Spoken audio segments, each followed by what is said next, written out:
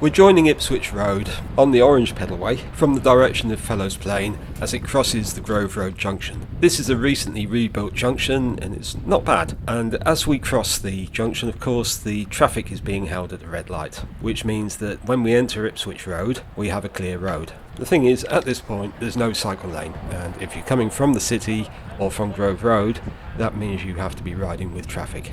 Once past the pedestrian crossing, the cycle lane starts.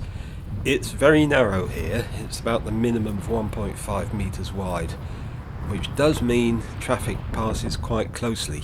The space for the road here is very confined, and the pavement needs to be as wide as it is because it carries a lot of pedestrians, and of course the road carries a lot of traffic.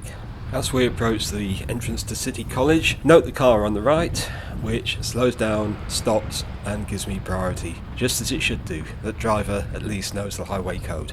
It's worth mentioning, of course, that not every driver thinks of doing that, but this driver set a good example. Side junctions on this type of cycle lane can be very dangerous. If drivers don't give way to cyclists coming along, side swipes are going to happen. The junctions are quite well marked with cycle symbols and white lines. Of course, this will wear out fairly quickly. It should also be noted that the scheme will eventually have wands to make the cycle track more obvious. At the time of filming, of course, they hadn't been installed.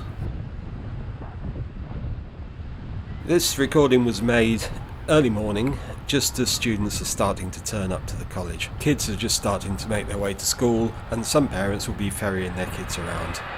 But now we come to the section where on the other side of the road, the cycle lane has been replaced by on-street parking.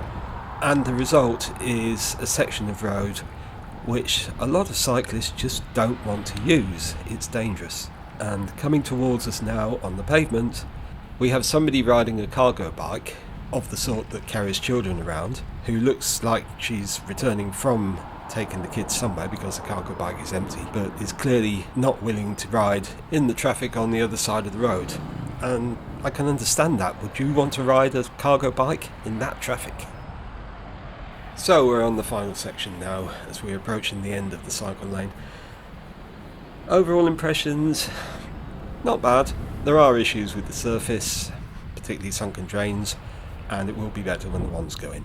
At the moment there's nothing really to stop cars driving into the cycle lane and parking and unloading people, which does happen unfortunately quite a lot at the moment. We are hearing from people who are uncomfortable with the vehicles passing so close and the fact that the lanes are so narrow. But on the whole, the outbound lane seems reasonably good.